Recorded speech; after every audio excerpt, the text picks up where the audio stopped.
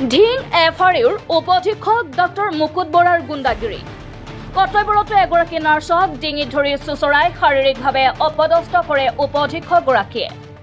নাৰ্ছগৰাকী চৰাইদেউ জিলাৰ মণ্ডিতা বৰুৱা। চিকিৎসকগৰাকীৰ অভৰ্ত আচৰণত অতিষ্ঠ হৈ পৰিছে চিকিৎসক আৰু স্বাস্থ্যকৰ্মীসকল। চিকিৎসকগৰাকীৰ বিৰুদ্ধে বিহিত ব্যৱস্থা গ্ৰহণ কৰিবলৈ কান্দি কান্দি মুখ্যমন্ত্ৰীক আহ্বান জনালে ভুক্তভোগীয়ে।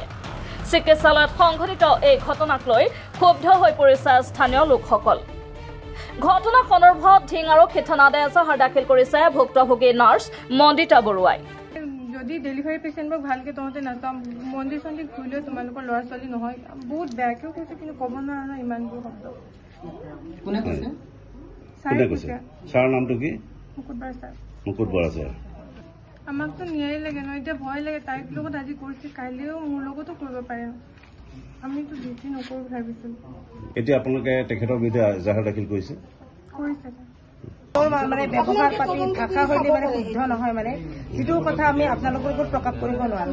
আৰু মোক ট্ৰেন্সফাৰো দিলে ইয়াৰ পৰা। বাৰু মই ঢিঙত ৰেগুলাৰ পোষ্ট হয়, কি কাৰণত দিছে বিশেষ গমো নাপাওঁ। আৰু প্লাছ মই ইয়াত হাউচ কোৱাৰ্টাৰত আছিলো, মোৰ হাউচ ৰেণ্টও কাটে, কিন্তু তেখেতে কৈছে যে এসপ্তাহৰ ভিতৰত যদি তোৰ কোৱাৰ্টাৰ খালী কৰি নিদিয় বা পুলিচ মাতি তোক বাহিৰ কৰি দিম। কিন্তু এনেকে জানো দিব পাৰে?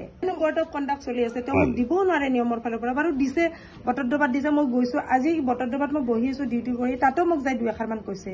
হেৰি মেনাৰ নাই, গুড মৰ্ণিং নোকোৱা, কিবা কিবি এনে কি কৰিছো কি কৰা নাই তেওঁৰ নাই। মানে তেওঁক মাত্ৰ গুড মৰ্ণিং গুড আফটাৰনুন ক'ব লাগিব। আমি এনেকে যাব, বালি চাব লাগিব, বালি আছে নে নাই ঘৰটোত। আজি চাওক, তাই অকলে ডিউটি কৰিছে, 21টা পেচেণ্ট আহিছে, ML কেছ গৈছে 6টা, টোটেল 27 হ'ল। গতিকে তাই কেনেকে ডিউটি মেনেজ কৰে নতুন ছোৱালীজনী, সেইখিনি তেওঁৰ হিচাপ নাই। পিলতো কি কাৰণত দিয়া নাই, কিন্তু পিলতো দিয়া কামটো আছিল গ্ৰেড ফৰকটো নকলে। তেওঁ লগত ভাষাৰ কথা মই ক'ব নোৱাৰো মানে। আৰু মানে আমি যিমান সময় ডিউটি কৰো, মানে সেইখিনি সময় আমি একমতন ক'বলৈ গ'লে সংকাৰ মাজত ডিউটি কৰো। মানে কোন সময়ত আমাক কি হেৰি কৰি দিয়ে এনেকুৱা টাইপ মানে। আৰু যোৱাৰ পিছতো যে আমি শান্তিত থাকো ৰুমত, সেইটোও নহয়। আমাৰ মানে টেনচন হৈয়ে থাকে, মানে আমি টেনচন ফ্ৰী নহওঁ।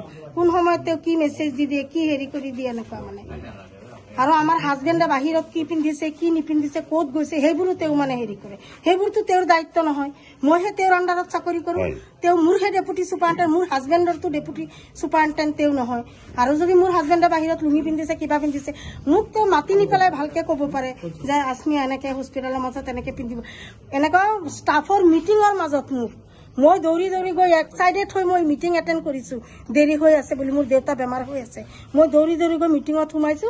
সোমোৱাৰ লগে লগে মোক তাত কৈছে তোমাৰ হাজবেণ্ডে বাহিৰ লুঙি পিন্ধি ঘূৰে, এনেকুৱা মানে। মোৰ কি মান সন্মান নাই নেকি? কলাৰ ধৰিছে, চোলা ধৰিছে। কি পদত আছে? মই আছো অতি বয় হিচাপে কাম কৰি আছো, কেজুৱেলি কাম কৰি আছো মই। মোকো তেনেকুৱা দুবাৰ বেয়া ব্যৱহাৰ কৰিছে। শনিবাৰেও মই কোনো কথা নাই, খালি মানে অকমান কিবা এটা ভুল দেখা পালে, ভুল মানে তেনেকুৱা ভুল নাই, যাক ধৰিব লাগে তাক নধৰে, আহি পেলাই মোক ধৰিছেহি। আহি পেলাই মোক বেয়া বেয়া মানে মিছ লেংগুৱেজ কৰিছে, এইবিলাক গাত টাচ কৰিছে, মানে মোক আই কাৰ্ড টান মাৰি দিছিলে। সেই মুহূৰ্তত ৰাতুল বৰা বুলি পেলাই ল'ৰাজনো আছে, এই আমাৰ ইয়াৰ ষ্টাফ হয়, তেওঁ প্ৰেজেণ্টত আছে ড্ৰেছিং ৰুমত। বেয়া ব্যৱহাৰ কৰিছে। যোৱা শনিবাৰে মোক ঠিক তেনেকৈ তৰালি গগৈ বুলি কয়, তেখেতৰ ককায়েক কি হয়, ড্ৰেছিং কৰিব আহিছিলে, মই নাজানো। ড্ৰেছিং কৰিবলৈ আহি পেলাই মোক আহি পেলাই ধমকি দিছে। মই নাজানো, তেওঁক পঠাই দিছে ড্ৰেছিং কৰিব লাগে। কিন্তু ডক্টৰ মুকুট বৰা ছাৰে তেওঁ পঠাই দিছে ড্ৰেছিং কৰিব লাগে বুলি। মোক আহি সেইটো কথা কোৱা নাই, তেওঁলোকে এক্স ৰে কৰিম বুলি কৈছিলে। তেওঁ আহি পেলাই এক্স ৰে কথা পাতিছিলে, এক্স ৰে ল'ৰাজনৰ লগত পাতিছে। পাতি পেলাই তেওঁলোকে ভিতৰলৈ এক্স ৰে ল'ৰাজনে ক'লে টিকেট লাগে বুলি কোৱাৰ কাৰণে তেওঁ ভিতৰলৈ গ'ল। তাৰপৰা ছাৰ আহিছে ভিতৰৰ পৰা, অফিচৰ পৰা আহি পেলাই মোক পালে ড্ৰেছিং ৰুমত। পাই পেলাই কৈছে সেই পেচেণ্টটো ক'ত গ'ল, ড্ৰেছিং কৰিলি নে? বোলে নাই, মই গম নাপাওঁ ছাৰ, কোনটো পেচেণ্ট মই গম পোৱা নাই। মই সেই বুলি ক'লো। লগতে মোক বেয়া গালি পাৰিছে। পাই পেলাই পেচেণ্টৰ ওচৰলৈ গ'লগৈ, ইমাৰ্জেঞ্চি ৱাৰ্ডলৈ গ'ল। তাত ডক্টৰ লামা বাইদেউ আছিলে, পেচেণ্ট চাই আছিলে, আৰু বিভিন্ন মানুহ আছে, এটেণ্ডেণ্ট আছে, পেচেণ্ট আছে। তেওঁলোকৰ আগতে মোক বেয়া ব্যৱহাৰ কৰিছে। ভয় দেখাই মানে কি, জইণ্ট ডিৰেক্টৰ আৰু DC ছাৰৰ পকেটত আছে বুলি কয় তেওঁ। মই চব কৰিব পাওঁ, তহঁতে কি কৰিবি, তেওঁ কয় বোলে হয় পকেটত আছে বুলি কয়।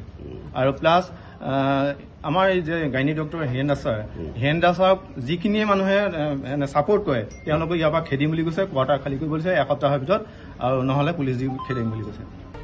মোৰাবাৰীৰ পৰা স্মাইল হুছেইনৰ ৰিপৰ্ট, MV Live।